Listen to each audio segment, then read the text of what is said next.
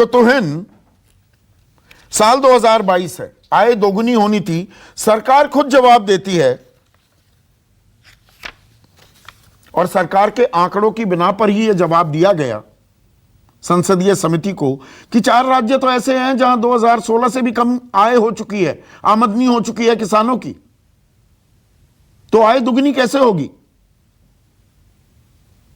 देखिए संदीप जी, जो तथ्य है उसको चैलेंज नहीं किया जा सकता, तो तथ्य को तो हमें स्वीकार करना हो। लेकिन आपकी जो मैं इंट्रोडक्शन की जो कमेंट सुन रहा था, मुझे लगता है आपकी पीड़ा को सुनकर कभी आप भी मन में ये स्वीकार आज कहीं ना कहीं कर रहे हैं कि रिफॉर्म्स की आवश्यकता थी। जो रिफॉर्म्स को डिरेल किया गया, कहीं ना कहीं मैं ये कमेंट नहीं कर रहा हूं कि दुगना इसलिए नहीं हुआ क्योंकि वो रिफॉर्म्स को नहीं आ पाए, लेकिन वो रिफॉर्म्स आवश्यक थी, आपकी बातों से मुझे ऐसा लग रहा।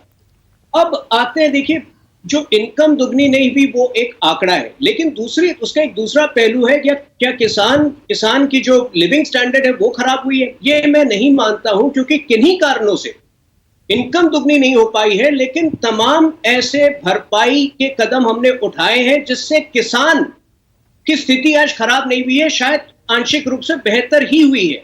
वो भले ही प्रधानमंत्री किसान सम्मान योजना के तहत उनको जो 2.25 लाख करोड़ के लगभग मिला है पिछले 2-2.5 सालों में, या पिछले 2 साल में जो उन्हें राशन उनकी मुहैया कराई गई है लगभग 2 साल से, तो किसान की जो लिविंग स्टैंडर्ड है वो खराब नहीं हुई है।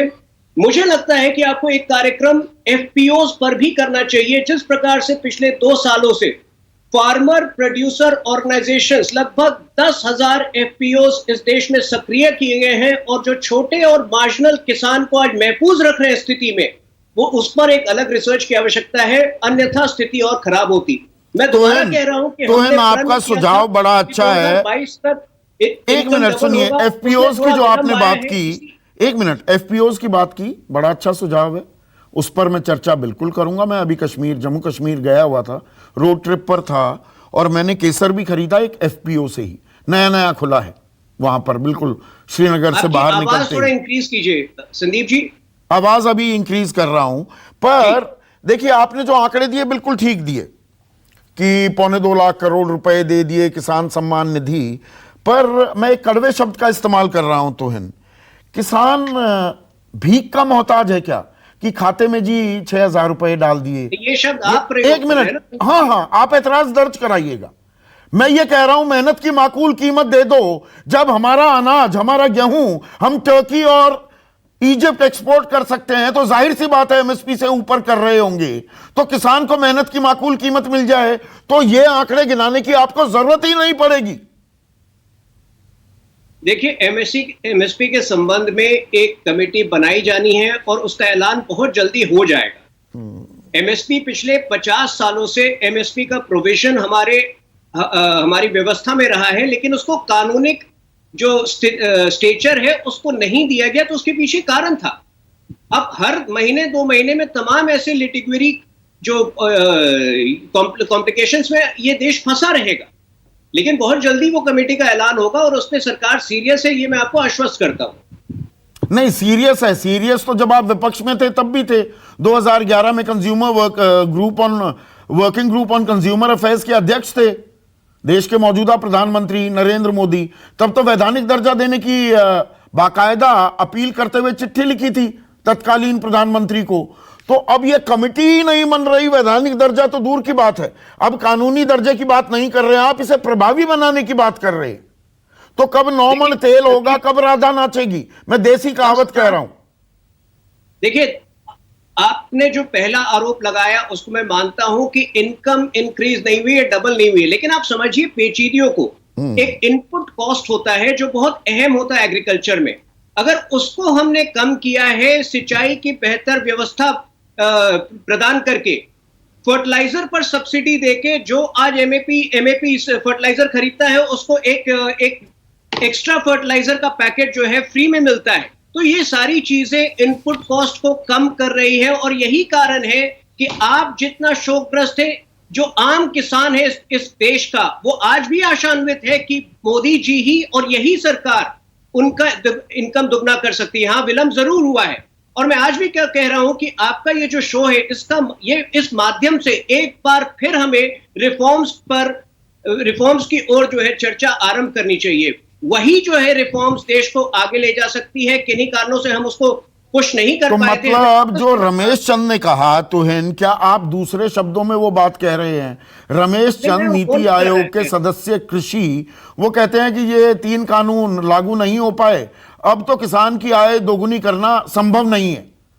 तो मतलब या तो कृषि कानून आएंगे या कुछ सुधार आएंगे, तब तक किसान ऐसे ही खेत में जबरदस्त पैदावार करता रहे, लेकिन हाथ पल्ले कुछ नहीं पड़ने वाला। क्या इसके लिए तैयारी कर ले किसान? विलंब हुआ है। हमने प्रयास किया था कि इन 3 कृषि कानूनों के तहत आप खुद ही सोचिए ना, एपीएमसी जो लॉज है उस पर आप खुलकर डिबेट करिए।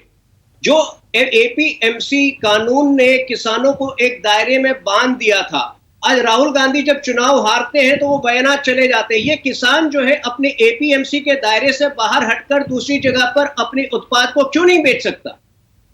ये तो हमें चर्चा करनी चाहिए। हमें नहीं, मुझे एक चीज बताइए ना तुहिन, एक सिंपल, आप स्टूडेंट ऑफ इकोनॉमिक्स हैं भाई। अगर देश एक्सपोर्ट कर रहा है वीट, और जिन जिन देशों को हम एक्सपोर्ट करते थे अब उससे आगे बढ़ गए हैं, गलत तो नहीं मैं कह रहा, जो हमारे परंपरागत जो देश थे, मैं थोड़ा नाम बता देता हूं, Bangladesh, Nepal, UAE, Sri Lanka, Yemen, Afghanistan, Qatar, Indonesia, Oman, Malaysia, अब टर्की और इजिप्ट भी जुड़ गए।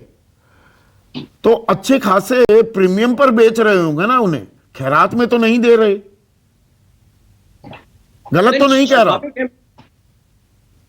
स्वाभाविक है।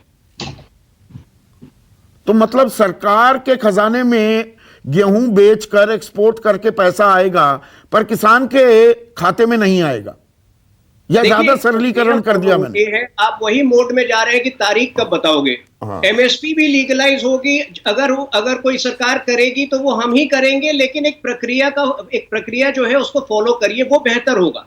मेरे ख्याल से जो कमेटी गठित होगी बहुत जल्द गठित हो जाएगी, वो जो अपनी फाइंडिंग्स लेकर आते हैं उसके साथ हमें आगे बढ़ना चाहिए। ये तारीख कब बताओगे? हर चीज पर पीएफआई कब बैन होगा? शायद पीएफआई भी जल्दी बैन हो जाएगा, ये भी जल्दी होगा, लेकिन आप थोड़ा सा सब्र रखिए। किसान की सुरक्षा जब तक वो आय दुगनी नहीं हो रही है, हम पूरी गारंटी, हम उनकी सुरक्षा को लेकर पूरी गारंटी जो है हमने ली है। तरह तरह से जो है उनको सब्सिडीज देके, फर्टिलाइजर की सब्सिडी लेकर, अन्न पदार्थ उनको मुहैया कराकर हम कुछ उनकी मत रक्षा दो, करते हैं। अच्छा लाभकारी मूल्य दे दो।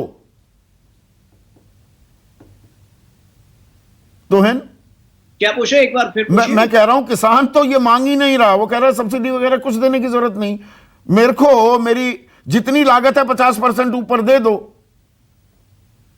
देखिए, किसान के प्रति हम संवेदनशील हैं। आप जिस इलाकों में आज घूम कर आए हैं, उस इलाकों से दूर जाकर कई ऐसे किसान हैं, कई ऐसे गांव हैं जहां आज भी किसान मोदी जी के साथ हैं। वो आशान्वित हैं कि जो उनकी समस्याओं, उनका समाधान हम ही ढूंढेंगे।